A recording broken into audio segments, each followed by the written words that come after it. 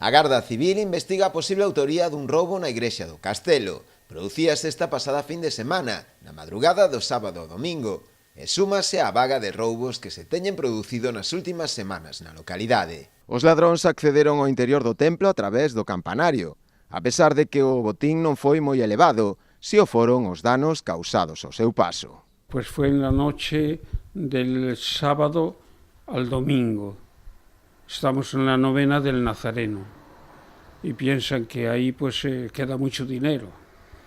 Y bueno, pues yo creo que recogieron algo, las monedas que había en el lampadario de la capilla del Nazareno, pero era solamente de 10 días.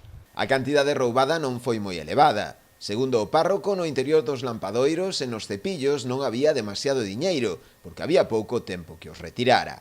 O que sí foron cuantiosos son os danos causados. Brutalmente rompieron la puerta de la bajada de la torre y luego pues los cepillos, no todos, en algunos no pudieron entrar, pero en otros sí, y rompieron, y arrancaron. Como no encontraron dinero, no encontraron nada, pues entonces pues hicieron eso. Sobre todo lo de la puerta, porque la puerta era de latón fuerte y abrieron un boquete grande. Esta non é a primeira vez que o templo recibe a visita dos amigos do alleo.